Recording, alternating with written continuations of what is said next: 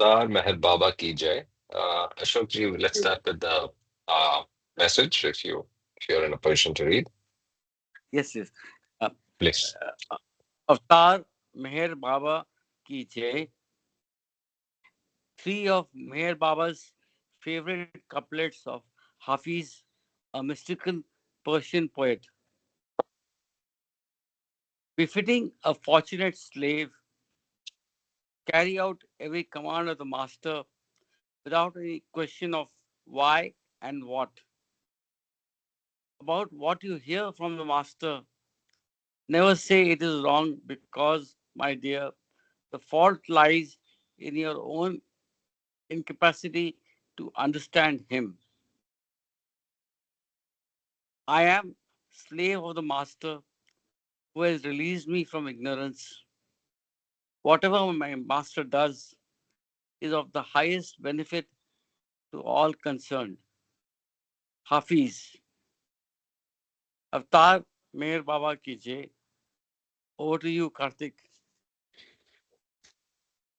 Avatar Meher Baba ki jai. Thank you so much for reading and welcome everybody to the reading.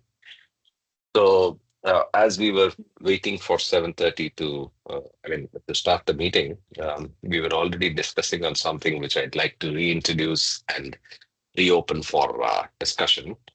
Over the week, we celebrated Ganesh Chaturthi, and around the celebration, we also exchanged on our discussion channels a particular uh, explanation by how as relate to him by Meher Baba about Meher Baba being Ganesh, right? Ganesha. So there is it's covered in the book Nothing and Everything, and then we Ravi was bringing up some pertinent points around what is the nature of the Shiva that is described by Bhavu and Baba, and in that context, what is the nature of Ganesh? So those of you who have refreshed yourselves by listening to that video, those of you who have super memories and remember what Baba has said, are welcome to comment and join in this discussion. Back to you, Ravi. You're on mute.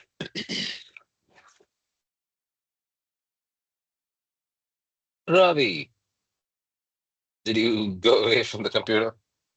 Okay, the point he was making. Let Sorry, me. sorry, sorry, sorry. I Yeah, yeah, muted, go ahead. muted. Okay. Yeah, you're on mute. Go Sorry. ahead. For the Ganesh Chaturthi, we thought it's appropriate to read this, our family. We Yeah. read this, but I got stuck at one point. Everything made sense, and I assume, here, the three sentences that made me puzzled. As Shiva represents, this is page number 148. As Shiva represents the first soul to realize God Himself, Ganesha represents the same first soul when he returned into creation as Avatar.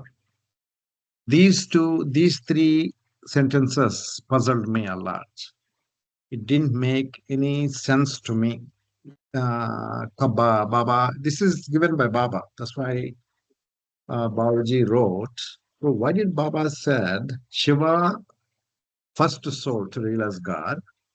Ganesh represents the same first soul. That's So my again, thing. yeah. Hmm. So I think thanks for bringing up the page reference. This is what your first question was, and this is my response. So I'll make my quick comment, and then we'll open it up for anybody else as well. So my comment is both are for generalization purposes or logical purposes, right? So he is just referring to Shiva as the person that goes through this process completely. And when he refers to Ganesha, that is Meher Baba, it is also the person that comes back into humanity, right? So let's say Shiva transmutes to Ganesha. That's the way we should understand this in a very general terms, right? So if now let's not forget the reference to Shiva starts with the process of him being the first uh, soul that takes the form of the human. Okay, and that human goes through the process and also becomes God. At that stage, is because he is going to come back again and again. Let's assume he becomes Meher Baba or Ganesha, right? That's the way I would see it, right? Having said that, the other references were a lot more confusing after this. Listening to it last time, felt a little comfortable. So if you look at it, the all I would say in summary is the analogy is, I mean, leave it at the thought that where is that? Yeah, here it is. Ganesh was the first in creation to, no, where is that line? 148, right? As Yeah. Shiva, yeah, as Shiva represents the first soul to realize God himself, Ganesh represents that first, yeah. So this Same soul. is, First soul. Yeah. yes. Then So when he takes on the role of avatar and keeps coming back, he becomes Ganesh. So it's Shiva and Ganesh are the same in this context, yeah. See how right? I mean, I thought for a while for the whole day yesterday, Hmm. and this is what some thoughts came to me. See, Shiva, as I was telling, like Avatar experiences continuous God state as well as human state simultaneously. But he wants to be more human because, and not experience bliss because he has to go through suffering. Bliss is opposite of suffering. So he has to go through the suffering. So he doesn't use bliss. He doesn't use it power at all. And he uses once in a way a little bit of knowledge, except that he doesn't use. So what I'm thinking is Shiva, just like that, he went through all the evolution, reincarnation for few lifetimes, very few lifetimes, and then involution very quickly. And that is how he got the God realization. He himself was the guru for the first God, and that's how he got realization by himself. And that's why he wrote here as Shiva represents the first soul to realize God himself. The tag is there, himself. Now, coming to the second line, Ganesha was created and it was a drop soul. So drop soul is the mind. Ganesha is also said it was mind in the previous lines, previous Correct, pages. correct. Ganesha was the mind. Mind means sanskaras. Sanskaras means no God. Mind is nothing but sanskaras, receptacle of sanskaras. It's there in the discourses. So once you Correct. have the mind, there is no God. But what happens? Shiva knocks off his head. That is taking out all the sanskaras, and then puts elephant head on him. That gives him the realization of the universal soul. That's what it means here. No, And universal infinite mind. That's what is represented by the universal, bigger head. yeah, Infinite, universal mind. Yeah, infinite, so yeah, infinite thing. yeah. Okay, but then again, he says he's the avatar, right? Ganesh represents the same first soul. So Ganesh has the first soul, and Shiva as a god is the first soul. That's okay. Okay. So Ganesha represents the same first soul. Baba also was born like a baby, like any other baby, with Vijnani Sanskaras in the Sassoon hospital. He grew like any other baby, played cricket and all that stuff, friends and all the stuff, until Baba Jan kissed him. So that is how I'm understanding.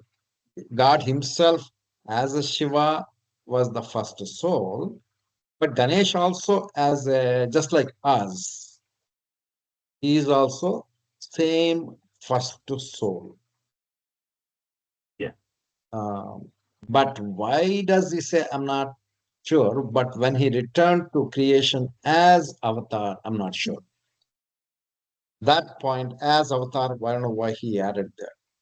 As a Shiva, God, realizing God himself, Ganesha as first soul, understand that.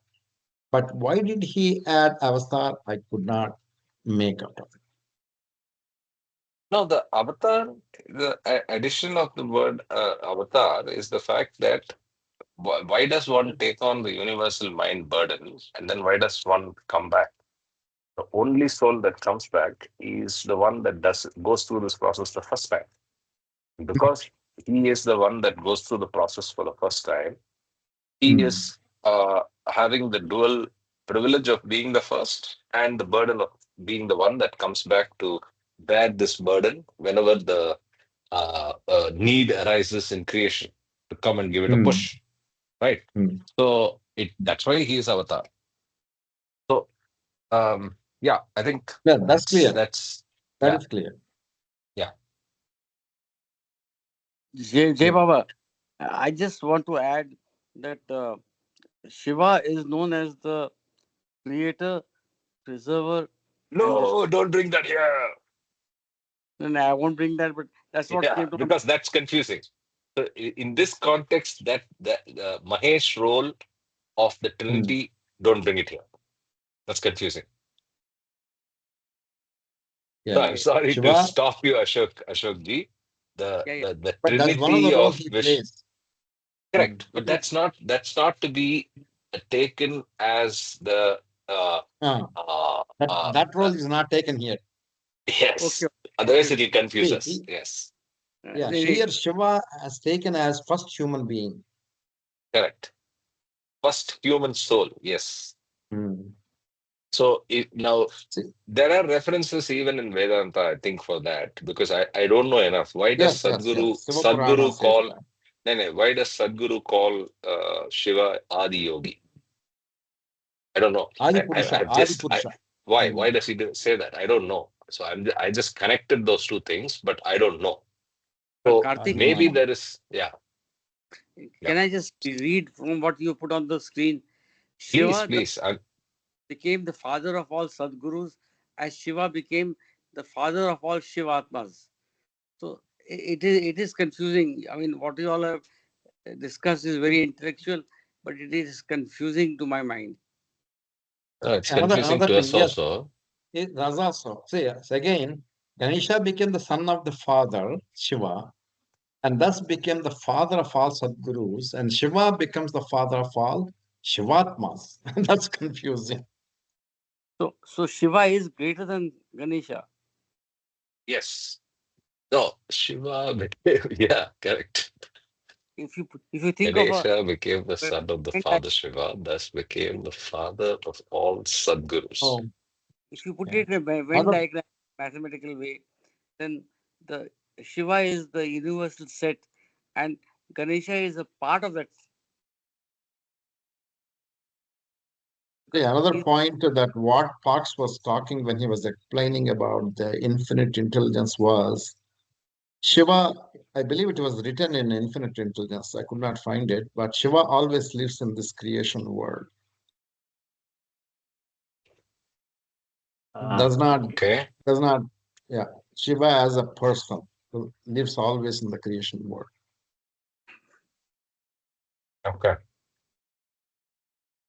Anyway, sometimes it's good to know, yes, we don't know this. Yeah, yeah, absolutely. I think that's the way to. So, and more importantly, it's Mm. just it's something that does not challenge our progress and thinking in the larger scheme of things. but it's a side act that is less important. So don't let this bother you too much. But yes, there are things that are beyond our comprehension. Before that, Yeah, Mamaji. yeah. Yeah, Can Mamaji. I add a Yeah, few words please, here? please. Uh, One thing is, this is written by Bhavu as per Baba's dictate.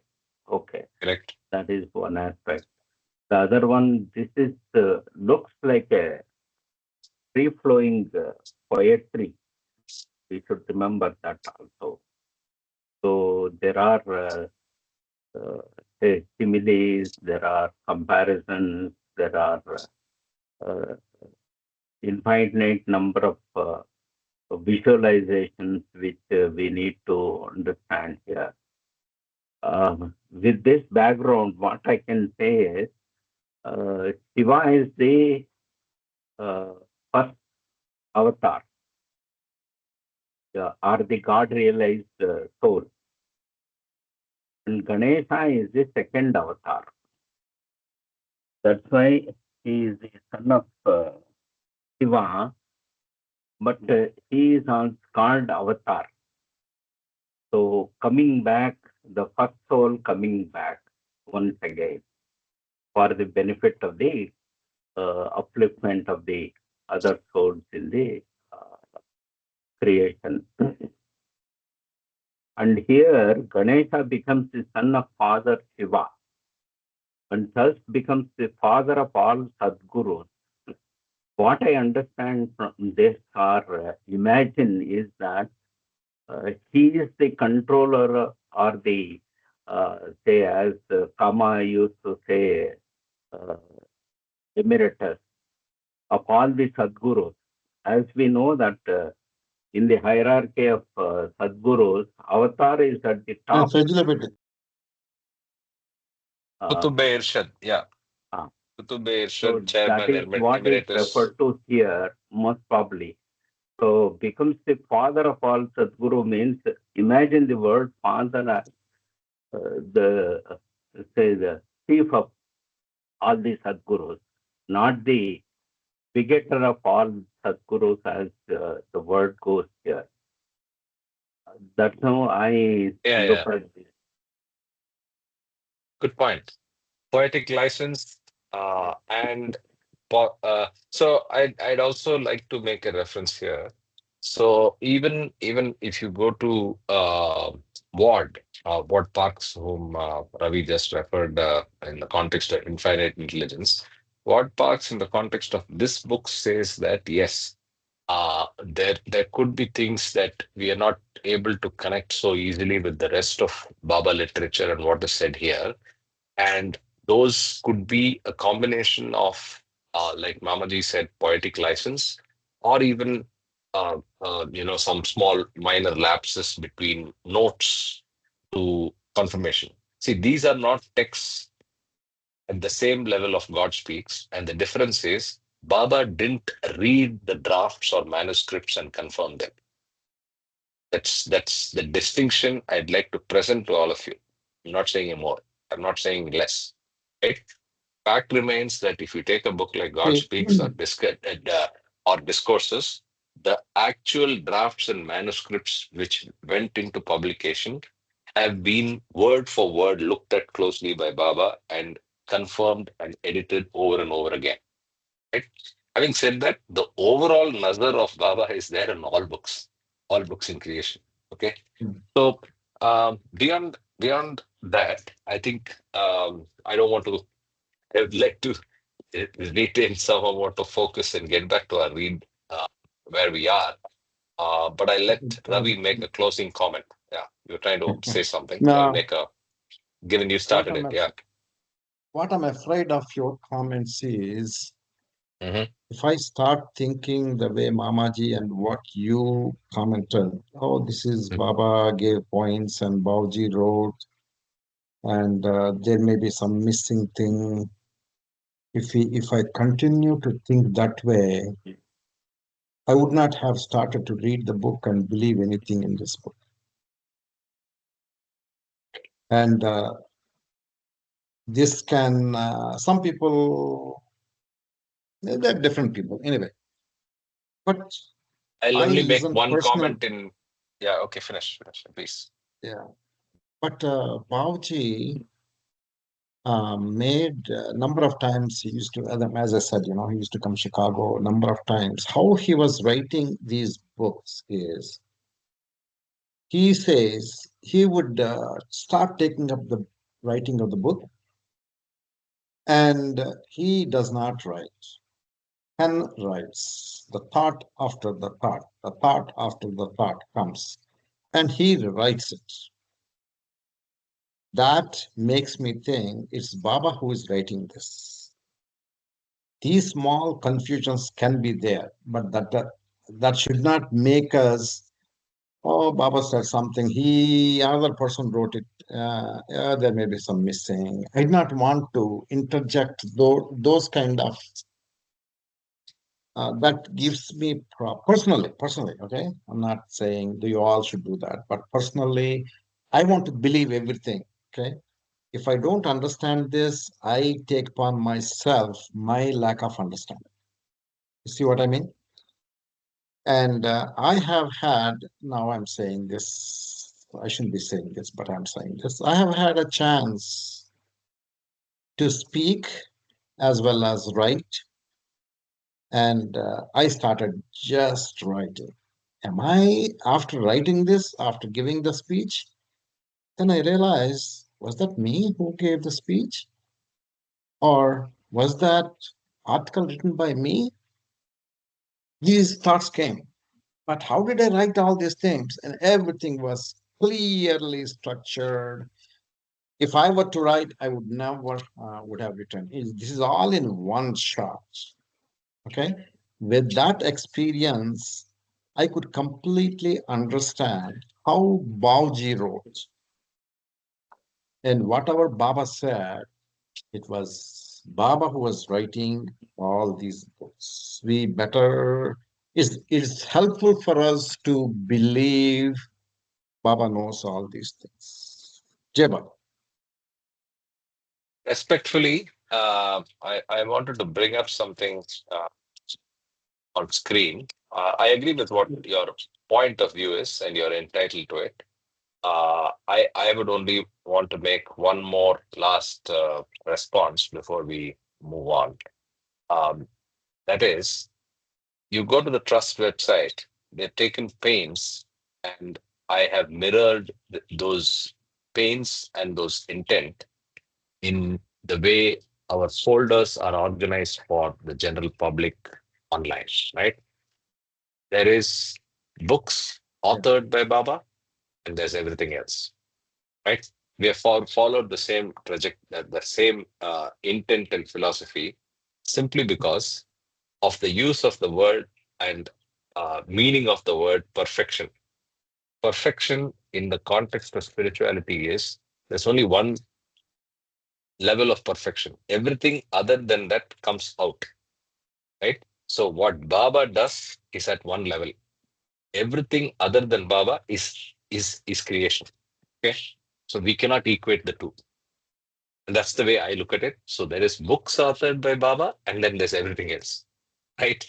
If you go to the trust website, that's what they say. So in the same way, I think we should accord a certain stature which is distinguished and separate and special, where there is no equal and there is no one which can equate that. And I think I would, in my mind, personally, continue to do that for Baba literature, right? And Baba's words. With that, I think let's get to our read, uh, which is back to Bal Natu. And we are in session 53. We are reading from 204 of volume 3. So anybody wants to start is free to start. Otherwise, I will start reading. Yeah, hey Baba, let me read a few pages. Sure. 1 second. Yeah. Please go ahead. Okay. After the mass darshan program, Baba went to Bhavani Prasad's residence. There, according to Baba's telegraphic message, he had called all his kith and kin, the Nigams. His oldest brother, Binda Prasad, was the first one in Amirpur to hear of Baba from Baba Das. He intuitively accepted Baba as the expected one. This deep, instantaneous receptivity became a living conviction when he had Baba's darshan at Mahabaleshwar in October 1950. Two of his other brothers, Bhagwati Prasad and Sheetal Prasad, were also greatly drawn to Baba and had attended the fiery live meeting at Mehrabad. It was a big family gathering. No wonder that the reception was most loving and cordial. Baba was also in a good mood and disclosed to Nigams. In one of my previous advents, I stayed in this area. He also added that they were especially blessed as he had begun his house visits of the fiery free life with their home. Incidentally, the home of Bhavani Prasad Nigam is also on the King's Road. There is a road in Hamirpur which is called the King's Road, and his house is there, and it is the same road that the Baba's trust office is there. Yeah, Jai Baba. Yeah, in Ahmednagar, correct. Unusual to have an English name of a road in that part of you know. The next day, Baba Interesting. also is The next day, Baba also stayed in Hamirpur and graciously consented to pay visits to some more houses. Everywhere, people's wholehearted love for Baba was manifested in many ways. Hundreds of yards of cloth and silk embroidered saris were spread on the road and in the houses so that the cloth could be sanctified by Baba's holy feet. The faces of both young and old radiated their reverence for the avatar. Many were shedding tears as they came close to Baba. In between the tears, they gently touched his feet. It was obvious that Baba's connections with the devotees in Hamirpur had a rare charm of its own. How else could people express such one-pointed love for Baba at their first contact? This is obvious even until this day. After accompanying Baba to some places, Irene, who was not used to dust and crowds, became very tired and caught a most appalling head cold. Baba decided that she should not continue her journey with him, and when she was sufficiently recovered, she was asked to go back to Pune with Meherji. Life eternal. Before Can ask you proceeding, to pause here. If I can ask you to yeah, pause here. yeah, I just remembered that even in Andhra, this tradition of laying saris on the road yeah, was talked about, right? yes, Just yes, yes. visualize that. Just visualize that concept and see the love that people are having for Baba and the respect. Laying it on the ground, A, to keep Baba from Uh, touching the make feet, a make a and B, guess. yeah, and Hamirpur, B, there are no videos, what is unfortunately. that? Yeah, Yeah, Hamirpur, so there are no it's videos just available. correct. But that just visualize that scene and soak in the Yeah, love that would have been there. It's just so magical. I just thought I right, should right. point that out. So you get a glimpse of it when there are melas. There is a Okay, procession taken out in the city, and each house opens their door and they do the arti of the idol or picture of Baba that is, taken in along in the procession. procession. So that Hmm. also gives you goosebumps. Actually, how people, stop the procession and then do the arti and distribute the small prasad. And that Wow. then it continues further. Yeah. Generally, during the big programs, where I was. Okay, Life Eternal. Before proceeding with the account of Baba's tour of the Hamirpur district, I wish to say something regarding his messages that were read out to the public. Earlier, he had dictated 7 special messages in English and they were given to the programwalas for translation into Indian languages. These leaflets were meant for free distribution to public. Generally, during the big programs, an address in Baba's honor recognizing his claim to be the avatar was read aloud by his people. Then one of Baba's 7 messages would be delivered to the public. To avoid repetition and as a convenient structure for my narrative, I intend to quote these messages in the order that they were printed in a separate booklet entitled Fiery Life and 7 Other Messages. The caption of the first message is Life Eternal, and in it, Baba states, without beginning and without end, the karma of evolutionary creation marches on to the immeasurable. Most persons on the way get caught up in the transient, immediate, and evolve by consciousness or by conscious or unconscious reactions to it. Some can detach themselves from the transient, immediate, but since their detachment is only intellectual, they enjoy freedom only in the realm of the limited intellect, which now tries to comprehend the past or anticipate the future, as best as it is allowed by the limitations under which it works. Wow. It's Beautiful statement. quite heavy, Yeah, deep actually, message. actually, Yeah, you can read again if you don't mind. It's yeah, beautiful. yeah, yeah. Without beginning and without end, the karma of the evolutionary creation marches on to the immeasurable. Most persons on the way get caught up in the transient, immediate, and evolve by conscious or unconscious reactions to it.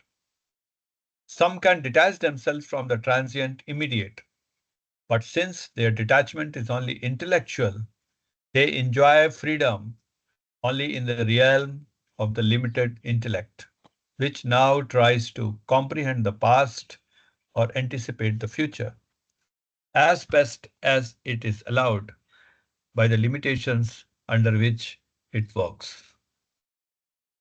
Hmm. It They try to continues. shape they try to shape the present in the light of their knowledge of the history, as well as in the light of their insight into the possibilities for the unborn future. But the limited intellect is not competent to grasp quantities which are beginningless as well as endless, with the result that the purely intellectual perspective, even at its best, inevitably remains only partial, sketchy, incomplete, and in a sense, even erroneous. The intellectual perspective is workable and even indispensable action, but in the absence of a deeper wisdom of the heart or the clearer intuition of the spirit, such intellectual perspective gives only relative truth, which bears upon itself the stamp of uncertainty. The so-called planned action of the intellect has behind in many mighty forces which have not even come close to the fringe of consciousness, and it also actually leads to many valuable results which are entirely beyond the ken of the so-called planning. I think I should read this again. Sure. Yeah. The intellectual perspective is workable and even indispensable for planned actions. But in the absence of a deeper wisdom of the heart or the clearer intuition of the spirit, such intellectual perspective gives only relative truth, which bears upon itself the stamp of uncertainty. The so-called planned action of the intellect has behind it many mighty forces which have not even come close to the fringe of consciousness. And it also actually leads to many valuable results which are entirely beyond the ken of the so-called planning. In other words, intellectual planning turns out to be a planning mostly in name, containing it only as much of truth as is necessary to justify the players in feeling that they have a real share in the entire game. In fact, everyone without exception has his true existence only in and as this limitless being of God as absolute truth. In fact, everyone without exception has his true existence only in and as this limitless being of God as absolute truth. For ages and ages, God has been working in silence, unobserved and unnoticed, except for those who experience his infinite silence. I personally feel that these messages were meant for those seeking truth, If who I, had an intellectual background. Hold on. I think Yeah. Sanjay ji's Mamaji is saying something. It's a very beautiful message, and I think it's a message, especially the planning part, right? So it Mm. focuses on the intellectual planning and the obsession of the mind to uh, drive that. And I think for me and many people and in this group, I think it's a very, very relevant message, right? So anyway, Mm, Mamaji, mm. you were saying something as well. as we read this, uh, I remember the steps or stages what Baba has told about the intellect, intuition, inspiration, insight, and the illumination. So the stages uh, we pass through before actual God realization. So the intellect is the very basic step uh, in the a man has intellect available. So in the pursuit of say the path, so in the involution process, we go beyond this intellect into the other realms, as I listed earlier. Uh, that leads to realization. So there is a lot of things to be done before we can reach that. So the explanation Yeah, yeah. about what is the lacunae of intellect and how we need to proceed further with the wisdom of the heart, clearer intuition of the spirit, and all these aspects are clearly made out here. That's a eye opener here. Mm, Jai Baba. Jay right, Baba, right. uh, Yeah. Excuse me. can I Sorry. Yeah, can I please, say Ashwin. so? This last line, the so-called planned action of the intellect has behind it many forces which have not even come close to the fringe of consciousness, Yeah. and actually leads to many valuable results which are entirely beyond the ken of so-called planning. So, what does it mean by the fringe of consciousness? Uh, Intellect has to go because finally the intellect has to go because when we talk of intellect, the planning part always comes. When we start thinking, there are certain things are going to happen, and there is a planning part, and then the planning is there. Then there are results which are the result of the planning. There are results, and then you get attached to pursuing those results. So I think that's what it is, and it is guts into that web of action and reaction, and that keeps on winding the clock, so to say. So we have to go beyond that and just do the action, the the non-attachment to the actions, because planning is basically aiming for a result. That's what I could gather from reading all this. Can I give in Yeah, my two planning cents here? is outcome linked, Yeah. and we have to move Yes. away Yes. from outcome linked action. And yeah, it breeds more and more sanskaras, plan. Mm. Anyway, Ravi, you're saying something. Can I come in? Yeah. Can you Please, yeah. just can you move up a little bit here? See, the thought I'm getting is this intellectual planning. Let's go to the basics, okay? Let's take an example just to illustrate what I understand from this. Uh, for anything we want to do, first we don't jump into the action. It comes as a thought to us, and there's a desire attached to that. And then we have an intellectual planning how to accomplish the desire, and then we act. Uh, for example, I want to take this exam, and that is the thought. Whatever is the thought came because I was in that particular class. Unless I finish that exam, I won't get a job. So I need to get the highest grade. That is the result. But initially, when I'm preparing for that exam, it was intellectual planning is the goal. The goal is I need to get good result out of it. And then I study well. What are the portions I need to study? And then I perform. And then my part is over there, my action part. How it is evaluated, what the results come is not in my perspective.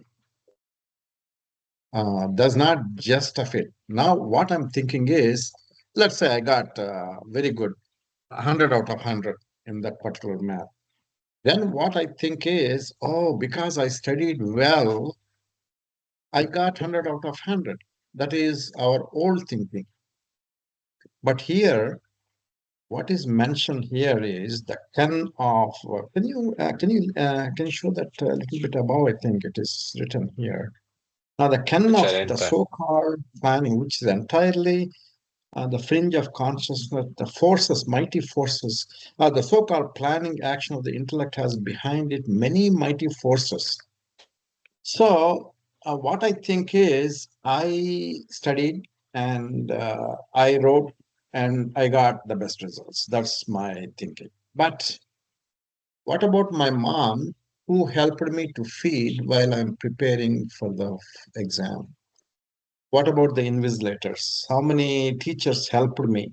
What about the guy who cleaned the exam room? What about the guy who provided the electricity? All these factors played a role in my performance. That I'm forgetting it. And because of my pure narrow-minded ego, I'm thinking I did alone and I got the result. But actually, to get that result, so many people from all sides helped me to take that exam. That's what I understand from here. Perfect. We think that we did it. There are so many, as it that famous line from Paulo Coelho's book is that, the creations conspires you to do that, get that result. Yeah. See, Universe there's a famous, conspires. Yeah. Yeah, yeah. For any result to happen is not just our work. There's so many factors help us to come to that absolutely. result. Yeah. That's why Baba says, do your best and leave the result to me. Right. In Bhagavad Gita, that is the sloka that is emphasized in the whole Gita, right? That Yeah. karmanye vadikaraste mafalesu kadachana ma karma falaheturbuhu mate sangosva karmani. Do your best. There are, Leave the Ravi, I results. mean, there are people who are seen unknown, and then you can probably realize, but there are things which we do not even realize, that there was no famine, there was no flood, there was no hurricane in my area, that I could continue to do what I was. There's the natural course of things which happen, which we Yeah, which yeah. we think we take them for We take for granted as they granted. are Yeah. available for our Granted. support. Yeah. Yeah. Yeah. Jai Jai Baba. Baba. Jai Baba. Jai Baba. Yeah. We can continue. I personally feel that these messages were meant for those seeking truth who had an intellectual background. And the above message is an example of how Baba played with the intellect of intellectuals. However, the sentence of two that Baba gestured, according to his hooky whim on the spur of the moment, or the message he dictated from his board, equally expressed his divine authority and unconditional love. These later expressions were meant for the masses who flocked to him to have his darshan. They did not come for any doctrine, but for the impersonal divinity informed in Baba as the avatar. And above all, his physical presence was more than all the messages put together. I have a 14. question. So Yeah. this should be, should this be personal divinity informed in Baba, or is it impersonal divinity informed in Baba? So if you see the context of the whole Impersonal sentence, divinity informed in Baba and expressed as personal divinity. I mean, I would put it okay, like okay, this. yeah, yeah, yeah, Yeah. understood, So understood, yeah, ultimately, understood. divinity is impersonal and then expressed. Yeah. Correct, correct, correct. 14 boys, 14 years of age. It's an interesting story. On November 20th, some of the mandali went ahead with Bhavani Prasad to Ingota to make arrangements for the darshan that was to be given there. Arrangements for it were made under a large shady tree at the end of a grove which bordered an open field. This village is a native place of the Nigams, so the news of the program reached the nearby villages well ahead of time. Baba arrived a little after midday and the mass darshan began at 3:30 p.m. Over 5,000 people received prasad at Baba's hands. Although the gathering was a large and crowded one, Baba detected that owing to the rush of people, Bhavani Prasad's son was not able to get to the darshan on time.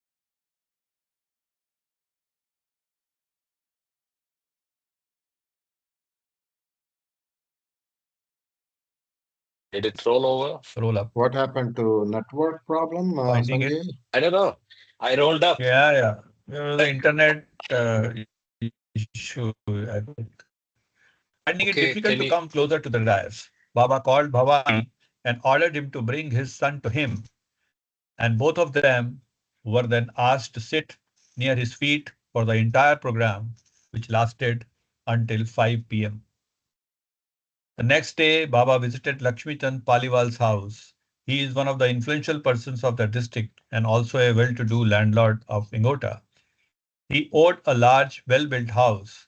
From the extensive compound of Nigam's residence, Baba wished to walk to Paliwal's. It was not a long distance. The mandali and a small group of people, including Pukar, followed Baba. Pukar thought, is Baba only for the rich? Does he like to visit the houses of only well-to-do people? As soon as this thought crossed his mind, Baba sat down in the dusty road for a minute without any apparent reason and then stood up and walked ahead. Again, the same thought flashed through Pukar's mind, and again Baba sat in the dust in his clean clothes before getting up and continuing his walk. When this happened a few more times, Pukar's political approach to understanding Baba's actions received a considerable jolt.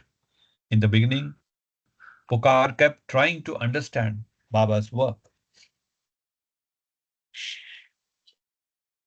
with his mind, not his heart.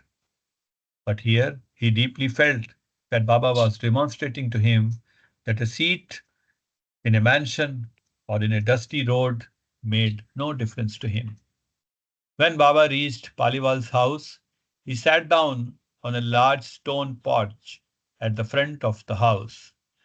From a distance, Pukar happened to look at Baba, and all of a sudden, one of the special dreams that he had as a boy was vividly revived.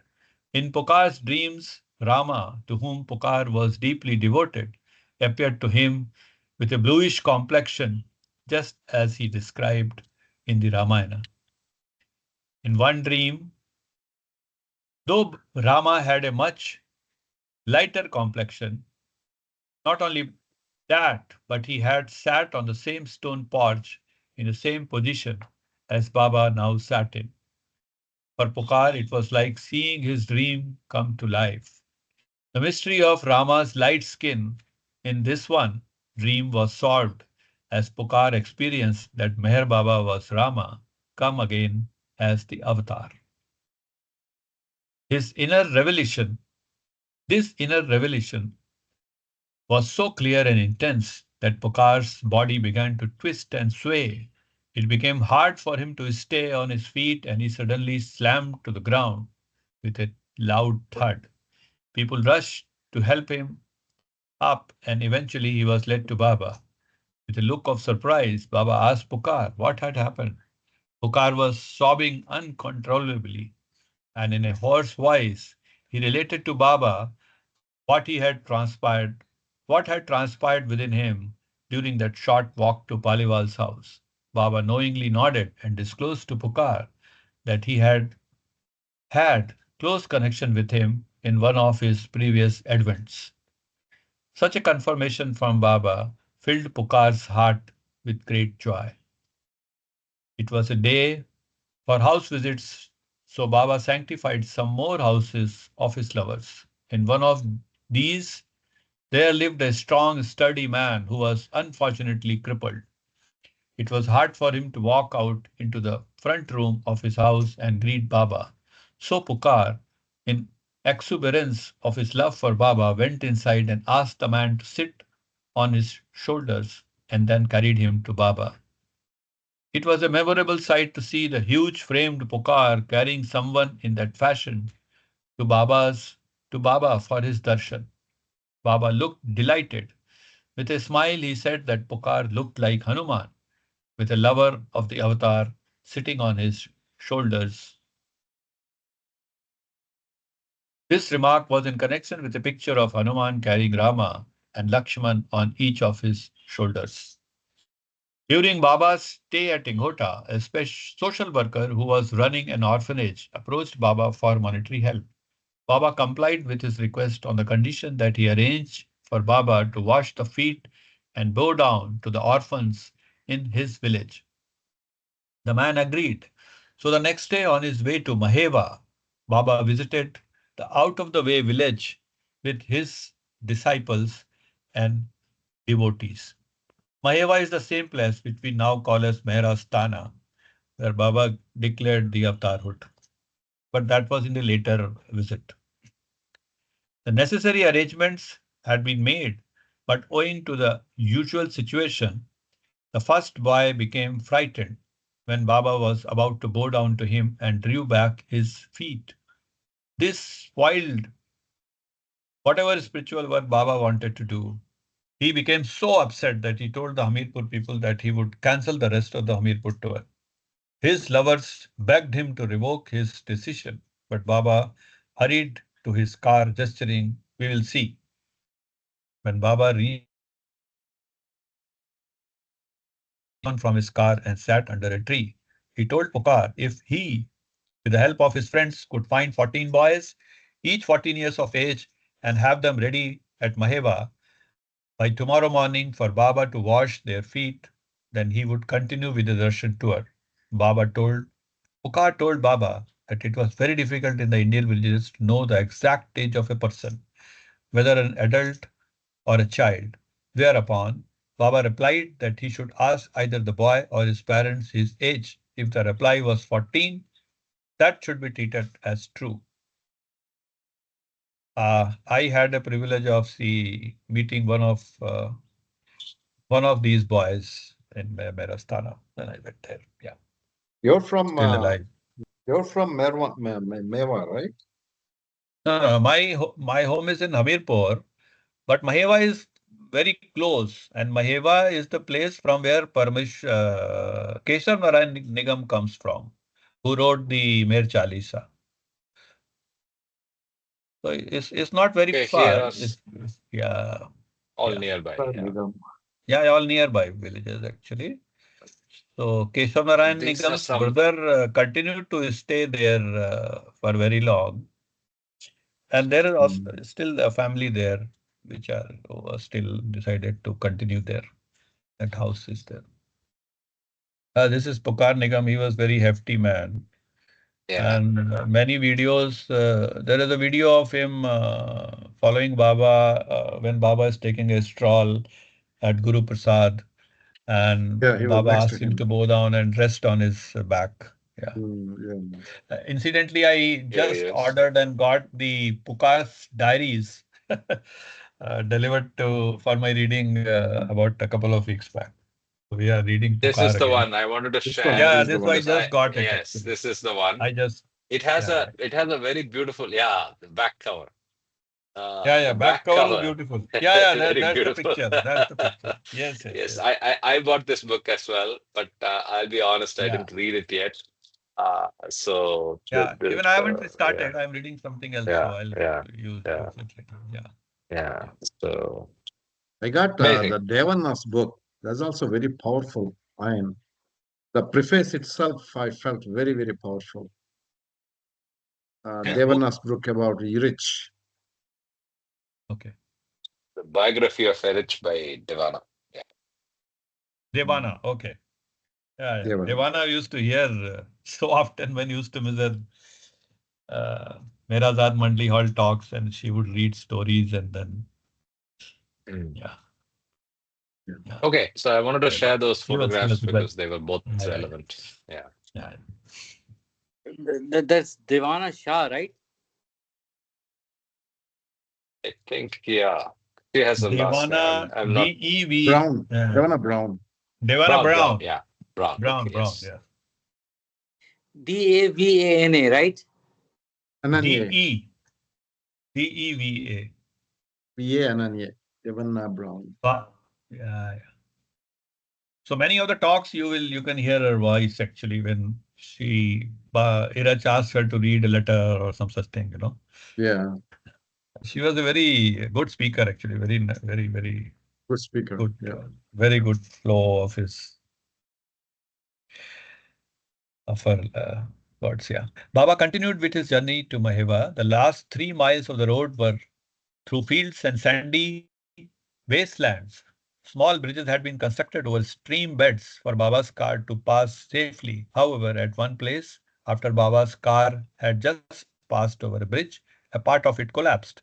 The bridge had to be repaired before the bus carrying the mandali and other cars could cross over it. All got down and some began the repairing work with the tools that were at hand. While the work was going on, Pukar noticed a young boy standing in the crops. He hurried over to him and asked the boy for his age. To his delight, the boy replied 14. Baba asked the boy, whose name was Munilal, to accompany the party in the bus to Maheva. The boy agreed and the bus started moving.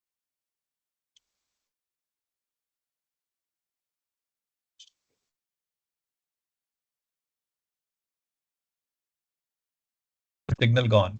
Yeah. Which it reached by evening. That night, Pukar and other Baba lovers from the district were busy visiting near and far off houses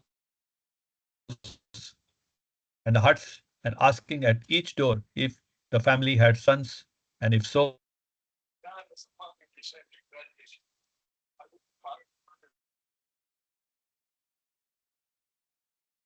many. Early hours of the morning, Pukar had succeeded in getting 13 boys aged 14. Although they had gone to every house, they were still one boy short. Pukar was fearful of the consequences if they failed to meet the conditions laid down by Baba. But there were apparently no more 14-year boys left in the village. Finally, a little dejected, he led the 13 boys to the place where Baba was to give darshan.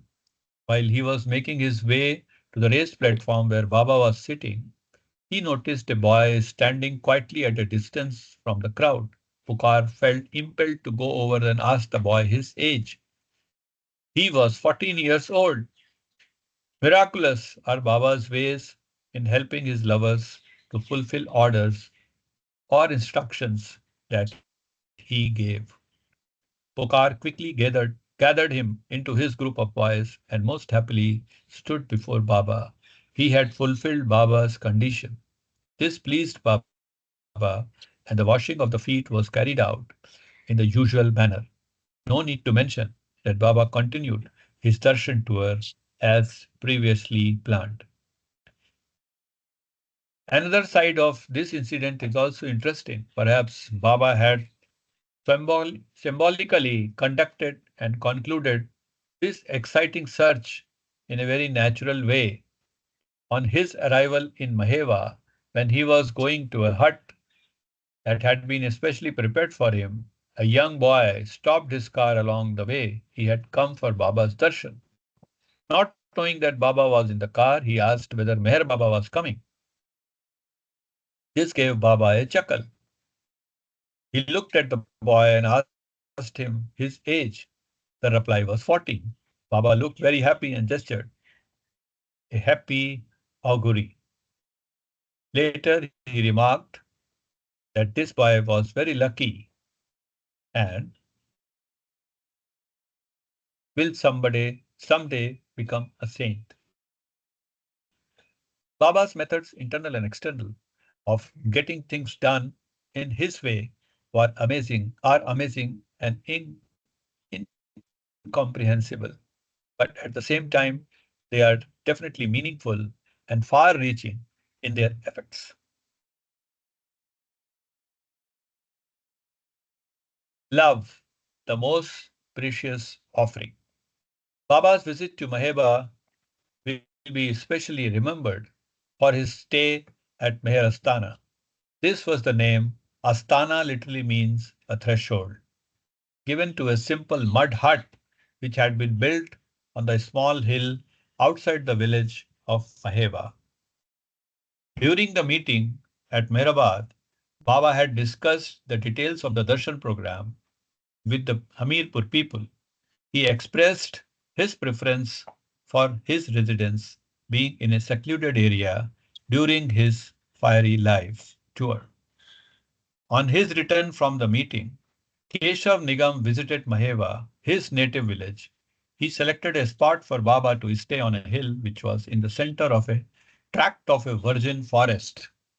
Here he planned to build a simple mud hut about 10 feet by 15 feet for Babas to stay in.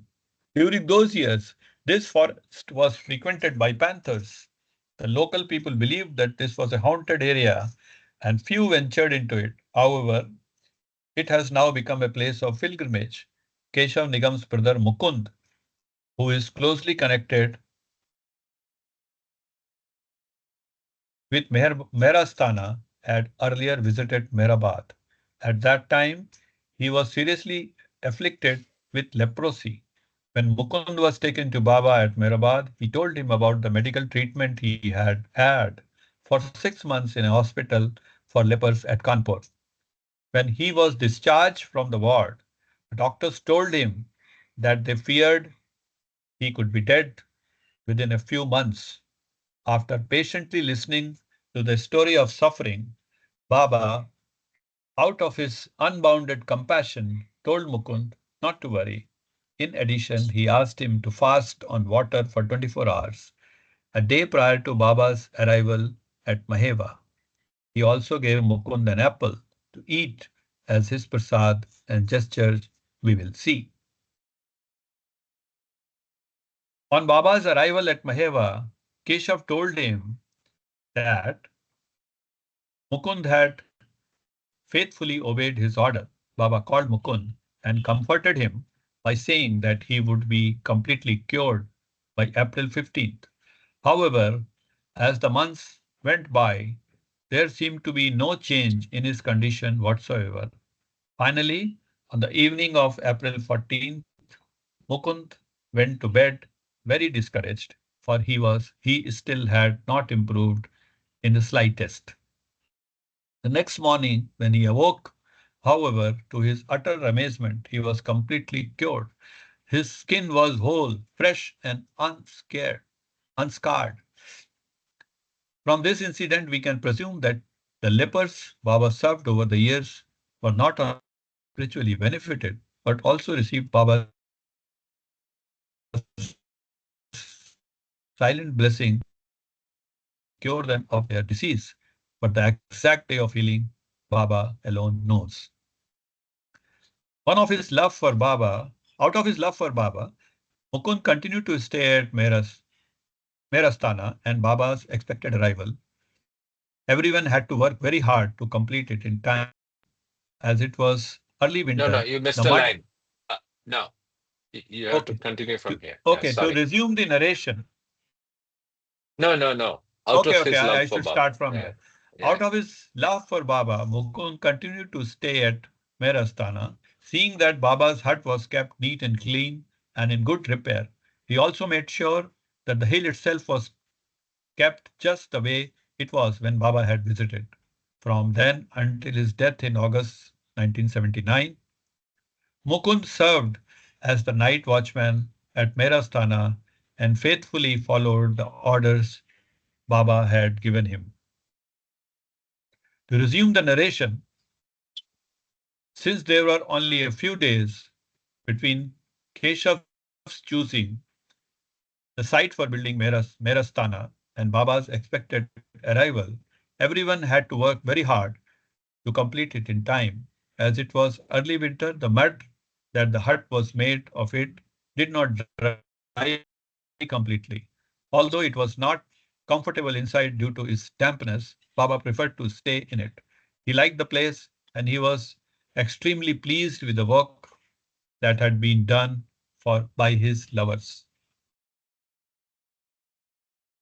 Among those who toiled day and night was a poor man who belonged to the so-called low caste. Working so hard and without proper rest, he caught a feverish chill from the damp and cold.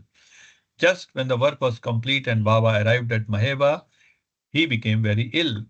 He was led away with a high fever and could not go to Baba's darshan. During conversation with his lovers, Baba heard about the services of this old man, was greatly moved by his labor of love. The next morning, Baba told the mandali that he must visit this man who was living in an old, dilapidated hut, as Baba was on his way to the hut. The man received the startling news of his visit. At first, he was happy, but when he suddenly became worried, for he had no flowers or fruits or sweets to offer Baba in homage, he didn't know how he could receive the avatar of the age empty-handed.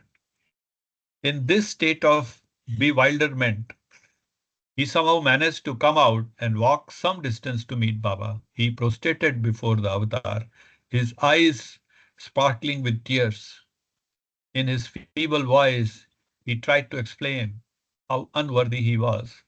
He quite vehemently told Baba that he should not visit his hut as it was a miserable dwelling. Baba was very understanding. He asked one of his people to help the old man walk back to his place. And then Baba himself entered the hut and sat on a rickety charpai, which is a simple bed with four wooden legs and a wooden frame which had choir cord stretched across it to serve as a mattress. He looked very radiant and he told the man that his services had made him extremely happy. Baba added, "Don't worry about not giving me flowers or fruits. Love is the most precious offering that one can give, and I am pleased with your love." The outburst of such dedication and love were common occurrences during Baba's visit to the district of Hamirpur. During Baba's 3 days stay at Maheva, he gave darshan to the villagers in the mornings and the evenings. He had planned to leave Maheba on November 23rd, but he later decided to stay over until the 24th. In the morning of the 23rd, the mandali and the other lovers gathered around Baba in an informal way outside the hut, Merastana. Baba casually asked each of one what he took Baba to be. There were various answers, but each of them expressed the glory of Baba's love and their faith in Baba as perfection personified. When it was Keshav Nigam's turn, he said, "Baba, What I have to say will take a little time. Baba gestured his couplets in Hindi, which he had composed in praise of beloved Baba's avatarhood. This composition, known as Meher Chalisa, was warmly received by Baba. In later years, during darshan programs, Baba would often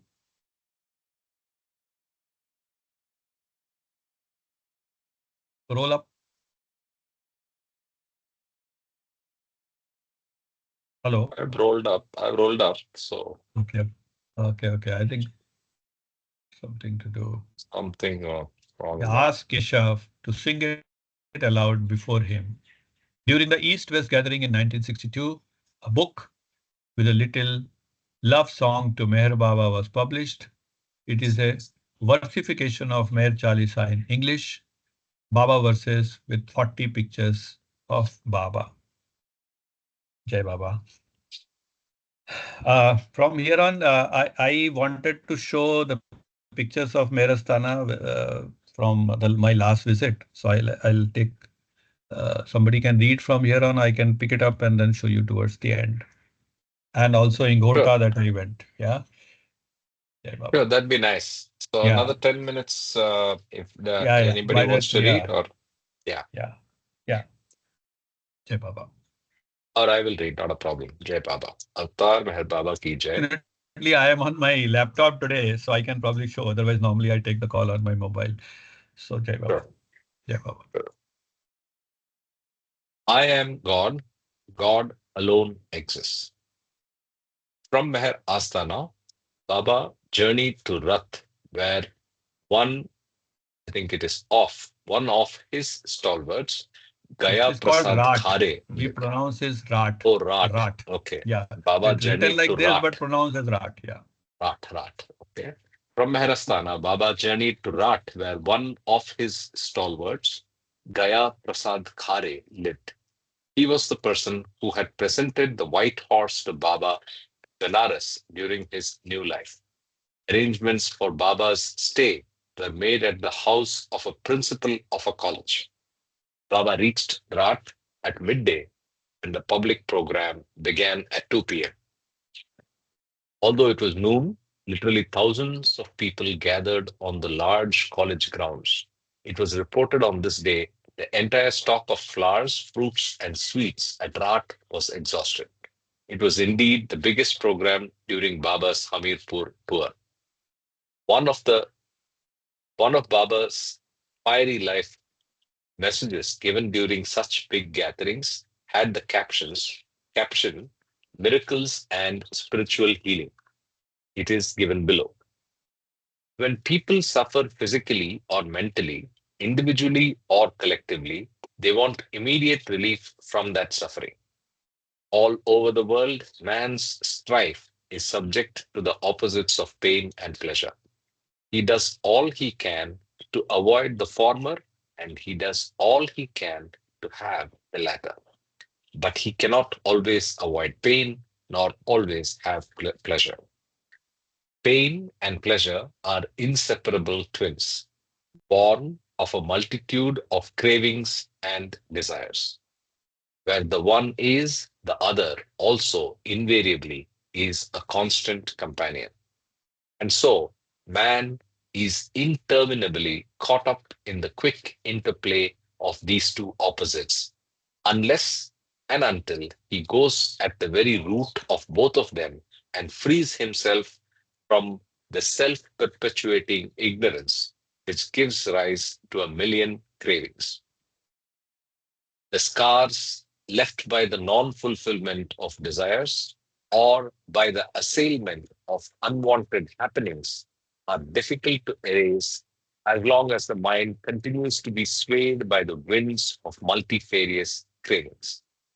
And when the usual worldly ways of seeking redress from suffering come to an pause, man desperately turns to the supernatural for exploring unknown possibilities of seeking redress. This is the realm of miracles. But even miracles, in the last analysis, are illusory. even as every happening of this world is essentially illusory. Can be no special point in producing some petty imitation illusions in the mighty, infinite illusion already created by God.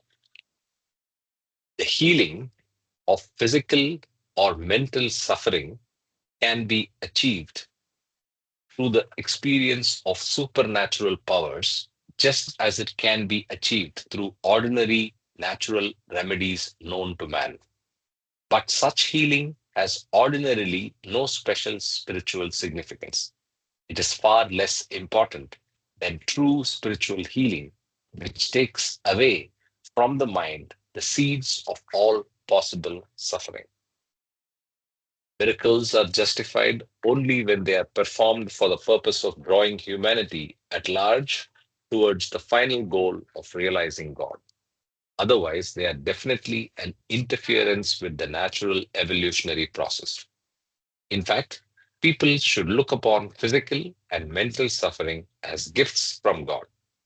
They bring their own lessons of the futility of the passing and intrinsic worth of the big E eternal. When accepted with grace and understood in their very root cause, they chasten the soul and introduce it to the abiding happiness of truth. Beautiful message.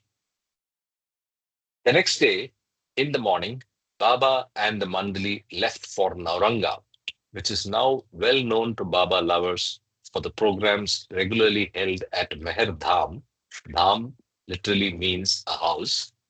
Nauranga is a small village about 9 miles from Rat. It is the native home of Baburam Prasad, who first met Baba in 1949. During that year in August, he visited Mehrabad with Keshav Nigam and Sripat Sahai. Before going to sleep that night, Baburam Prasad's heart was suddenly filled with a feeling of remorse, as is common when one visits him. And he repented for the reckless life he had led and the misdeeds he had committed. That night in a dream, he saw Baba, who just said to him, I am God. Jai Baba Karthik, the last paragraph you can underline the line which you said were profound. Yeah, absolutely. Why not?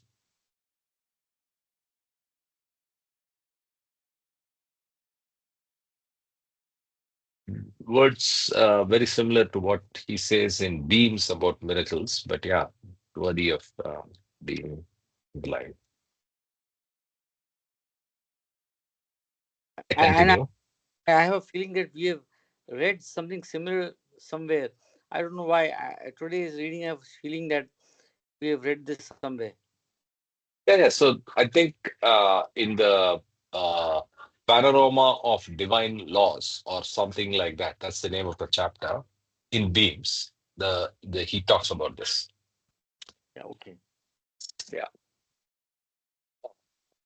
yeah. Let's continue. The next morning, during his interview with the Hamirpur people, Baba casually remarked, people call me the Lord of the universe, but I am actually the servant of the universe. I am the washerman who has come to clean the dirty clothing of humanity.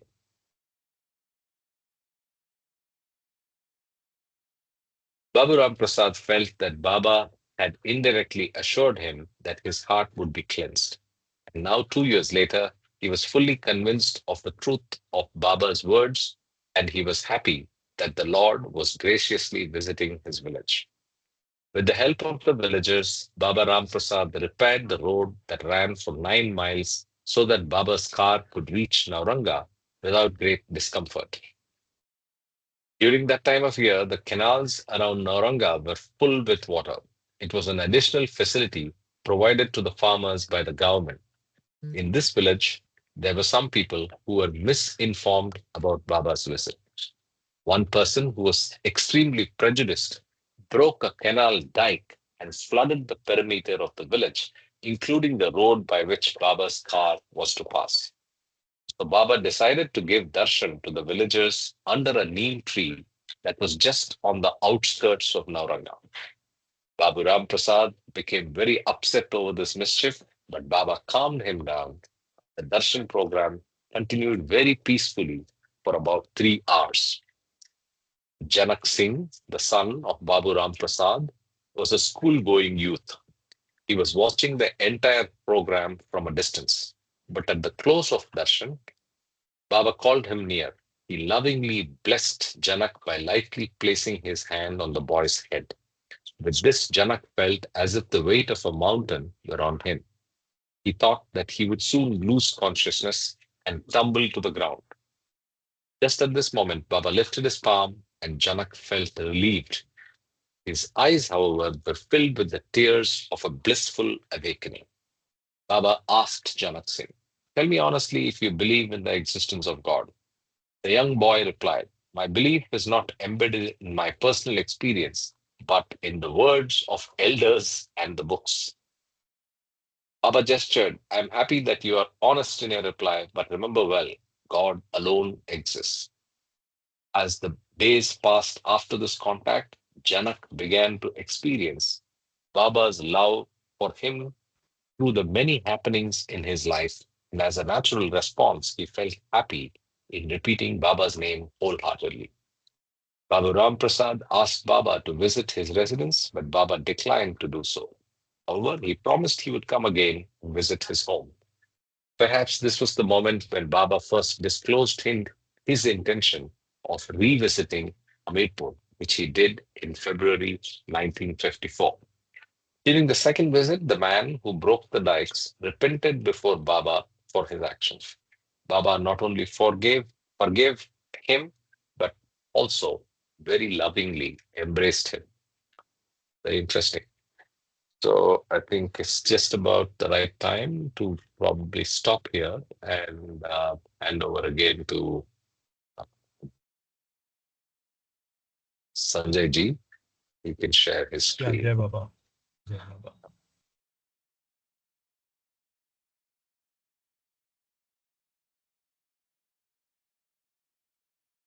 One minute. Can see the screen? Yes. So here it starts actually. These are the pictures earlier. 1 minute. Oh, this is 15th, 10th December. Okay. So this is the hut which was originally, it was built like that. This is the original picture of the hut. Okay. So I just, Okay. incidentally, it is there. And this is the Meherpuri Baba's statue. You must have seen this, the Darbar pose. And this picture was made in Jaipur. The statue was built in Jaipur. And Baba had made everyone to write under. It's not a complete picture, but under the Baba's statue, it's written that though you have built this statue in love for me, but I am here only when your love brings me here. So that's a very uh, message that is written under this. So actually, these pictures are not taken for that in that sense. This is the platform where Baba had given darshan uh, when he came to Ingota. See, युगावतार Pritam मेहर बाबा ने ग्राम इंगोटा में इस स्थान पर, yeah. एक बार Baba Oh, had come both days, once in both second visit. 1952 Yeah. and another time he came in 1954. So he came again, and intervening night between 9th and 10th of February 1954, Baba had declared his avatarhood in Merastana, which is the other place. This is on the way from Amir to Merastana. If you go, you pass through Ingota. It's like that. So this is that picture. And later they have built a temple here, Baba's Meher Baba Ingota. They have built a temple here. So this is the temple. Yeah. Okay. And then I reached Merastana on the same day. So these are some pictures that people serving food and I helping them out. Yeah. Yeah. Yeah. Family. Hello. Yeah. 1 minute. Yeah, these are the pictures. It's still in the same way. The woods are so dense in this place still, Merastana Hill, if you see, which is still so dense. And this is the Samadhi of Keshav Narayan Nigam at Merastana. And this is built just next to the where you saw the Merastana hut. Under that, there is another 5 meters down. There is another place where this Samadhi has been made, and he had wished that he be. In his Mayor Chalisa, there is there is one line. ड्यूड़ी का मैं बनूं पहरुआ निस्दिन गश्त लगाऊं अंजनी सुत सम करूं चाकरी तुव दर्शन नित पाऊं. So basically, he wished that he should be around his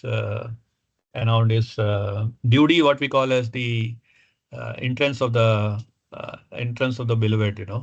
So it's just you can see this video. I'll play this video. 1 minute. You can still see the dense forest around this place.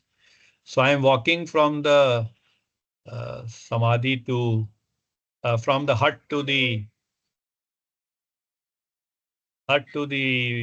his Samadhi. So still it is like that. Wow.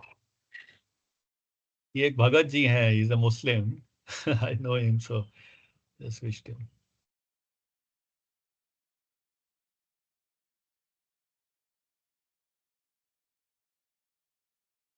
You can hear also? No, I think you have to Jai share with. Baba, who is this running? These are kids around It's that just children place. running. Yeah, They're yeah. so they're Yeah, enthusiastic. they They're are so so cute. excited because this Jai is a very Baba. remote village. There are hardly any people from outside who would come here except for Mer Baba's melas or visiting the Baba's hut.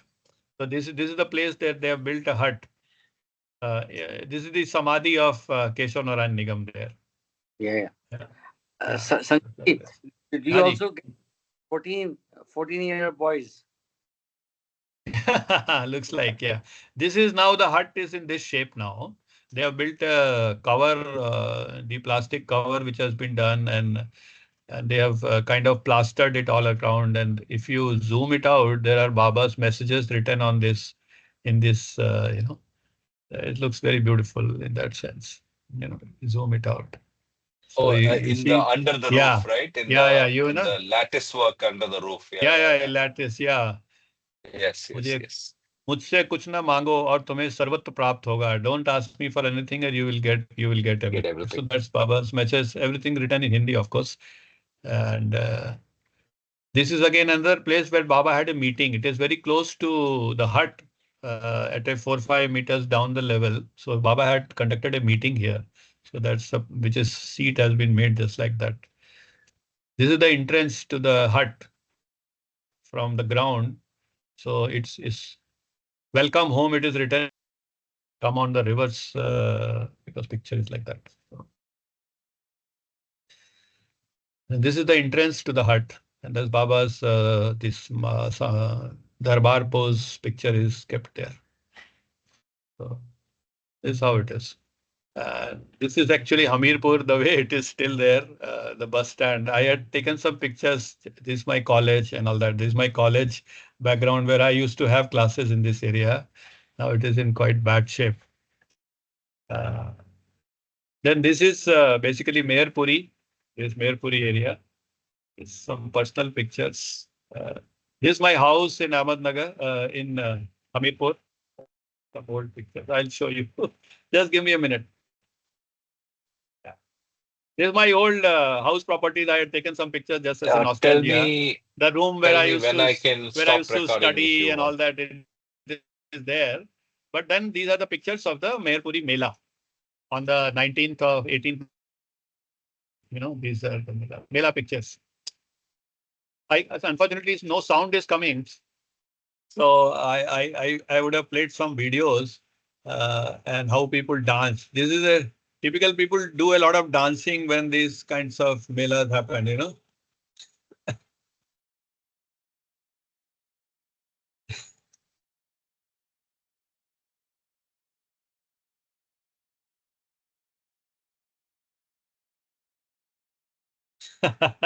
So this is I just wanted to share. This is my house actually in Hamirpur.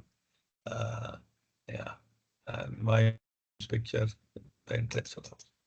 So that's all. I just wanted to share. Jai Lovely, Baba. lovely. Thank you Jai so Thank Baba. much for you.